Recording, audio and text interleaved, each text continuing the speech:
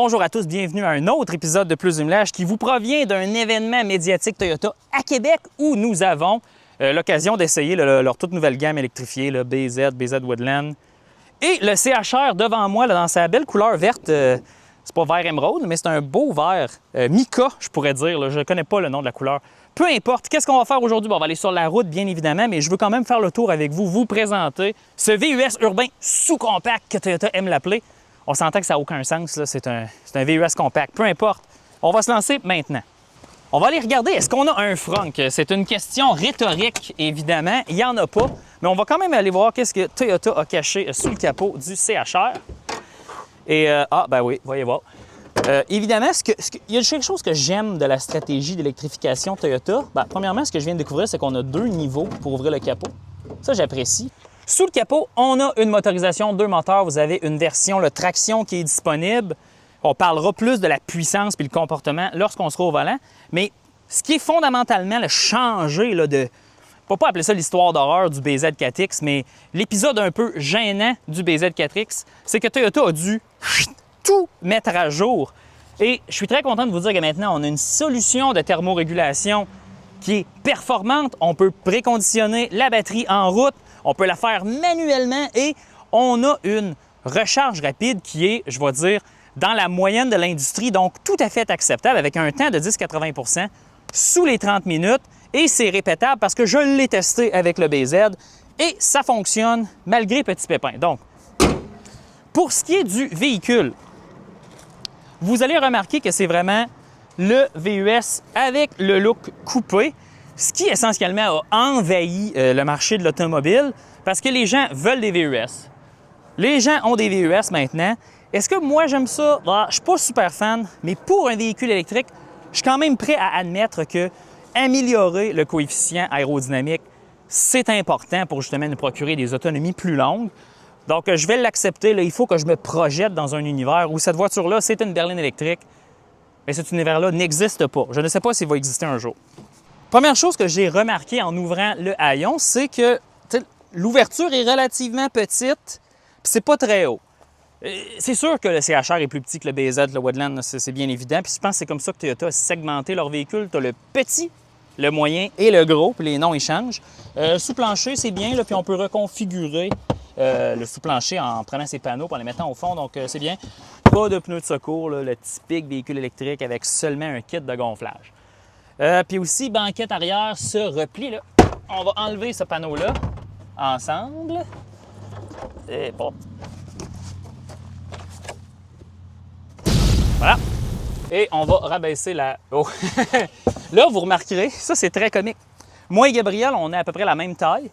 Et voilà. Donc, l'empattement est 100 mm plus court. Ça procure un comportement plus intéressant d'un point de vue de la conduite que le BZ et le Woodland. Mais vous voyez que ça a un impact sur les places en arrière et c'est là qu'on s'en va immédiatement. Je vous ai menti, c'est pas vrai. J'avais oublié le véhicule, l'entrée facile était activée, donc le siège était reculé au maximum. Puis vous voyez la différence ici. Donc, mes excuses, mais ça fait partie du show. Par contre, ce que je vous ai dit qui est vrai, c'est que l'empattement est réellement 100 mm plus court, donc 10 cm. Donc, ça paraît hein, sur l'empattement. Ce qui fait que, OK, oui, on a de l'espace, mais probablement ici que Toyota est quand même limité à l'arrière.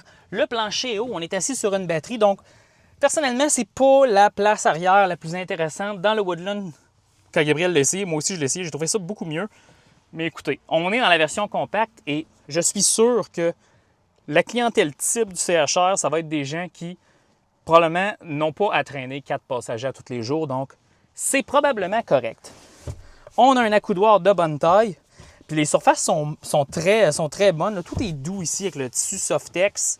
Puis j'aime quand même aussi qu'on n'a pas un morceau de plastique à l'arrière. D'autres constructeurs font ça. Moi, je préfère ça, ça se lave mieux. Et avec le temps, là, ça ne reste pas plein d'égratignures. On est maintenant à l'avant dans le poste de pilotage du CHR. Et là, vraiment, là, c'est là que je vous amène mon point que je vous ai dit tout à l'heure. C'est tout le même véhicule, que ce soit le BZ, le CHR, le Woodland.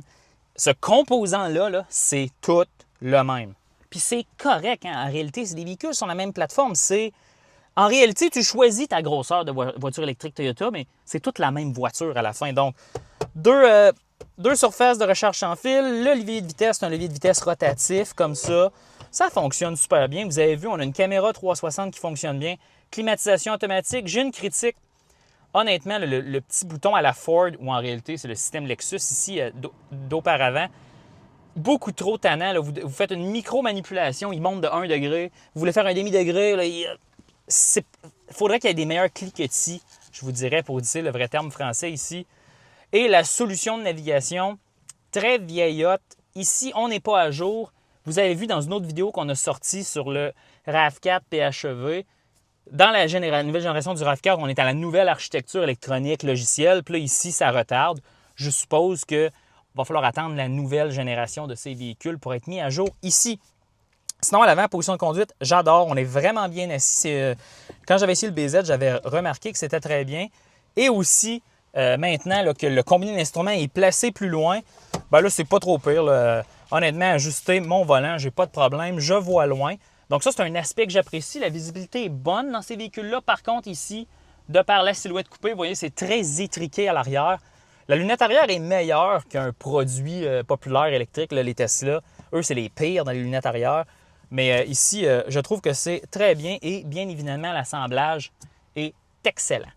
Au volant du tout nouveau Toyota CHR quand même, qui n'est plus une voiture traction avec une transmission CVT, voiture thermique.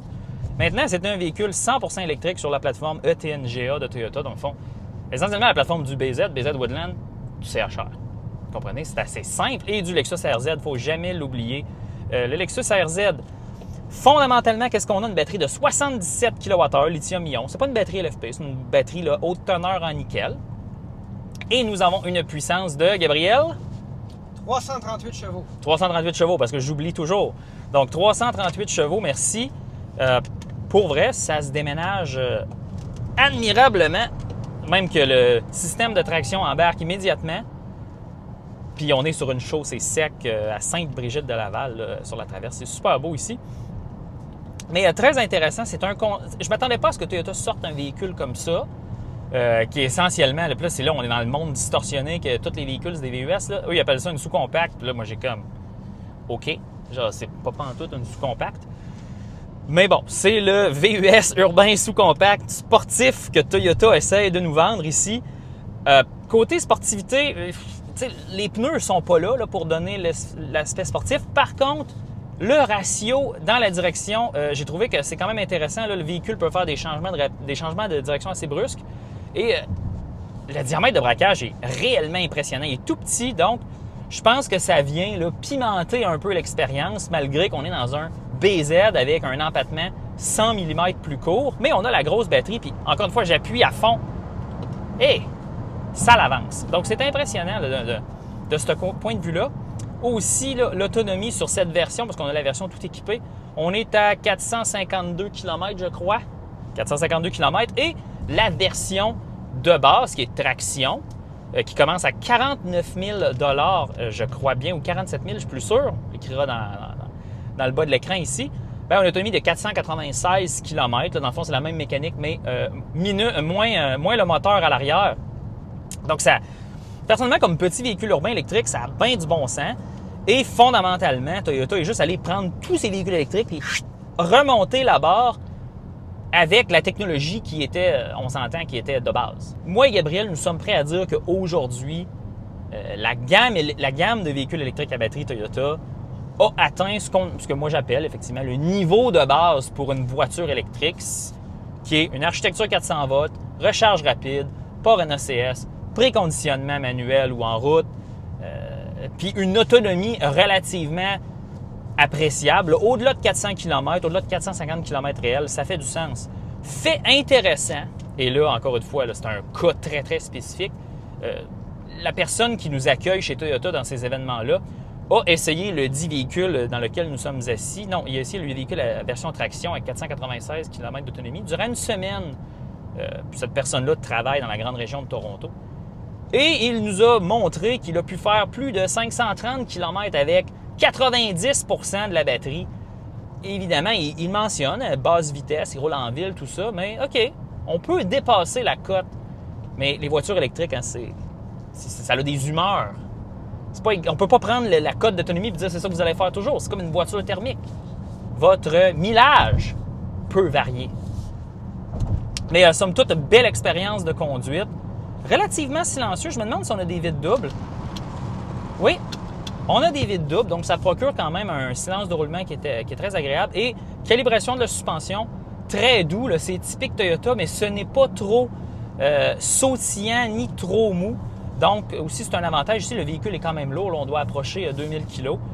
Mais de ce côté-là, c'est très bien. La chose la plus importante dans un véhicule électrique, c'est qu'il faut être capable de mettre de l'énergie à l'intérieur. Donc, côté passager, on a le port de recharge. Nous sommes passés au standard J3400. Mais de ce côté-là, aussi très important, recharge rapide, 150 kW là, en pointe, temps de recharge 10-80 % en 28 minutes. Et ceci, je l'ai vérifié avec le BZ, ça fonctionne. Je suis allé chercher la puissance maximale en hiver avec une batterie manuellement conditionnée, mais bien sûr, maintenant, nous avons un bouton dans l'interface. Donc, de ce côté-là, Toyota a fait son travail parce qu'on va se le dire, dans le BZ4X, c'était horrible, la puissance de rechargement, mais que c'était gênant pour... juste pour les véhicules électriques, c'était très gênant. Donc, ici, c'est réparé. Honnêtement, je n'ai plus de réserve. C'est un temps très, très raisonnable. Maintenant, combien ça coûte tout ça? C'est le véhicule électrique d'entrée de gamme chez Toyota qui commence là, sous la barre là, des 50 000 $. Donc, Toyota a quand même bien segmenté sa gamme. Il y a un modèle de BZ qui est au même niveau que le CHR Traction, mais l'avantage, c'est que le CHR Traction conserve la batterie longue autonomie. Donc, essentiellement, la gamme du CHR, ce que j'apprécie, c'est que vous commencez de base en version longue autonomie 496 km et lorsque vous ajoutez les 4 roues motrices, votre autonomie baisse, contrairement au BZ où on commence à version petite batterie, courte autonomie, et c'est lorsqu'on passe au niveau 4 roues motrices qu'on a la longue autonomie. Donc, honnêtement, ça va être un choix personnel. Est-ce que c'est un bon véhicule? Je considère que oui. C'est pas la forme pour moi. Je vais préférer vraiment le Woodland. Le Woodland, vraiment, là, une forme wagon. Ça vient chercher des petits feelings, ça vient chercher des petits éléments d'Outback, ça vient chercher des petits éléments Volvo. Ça m'émoustille, j'adore. Mais personnellement, je pense que Toyota a une bonne stratégie ici d'amener là, un trio de véhicules électriques utilisant les mêmes composants. Puis à la fin, là, c'est juste un peu... c'est comme dans un restaurant de sandwich. Est-ce que vous voulez des tomates, des concombres? Bien, vous les mélangez, puis ça donne plein de véhicules électriques. C'était Alexandre pour Plus de Millage en direct de Québec. On se dit à la prochaine.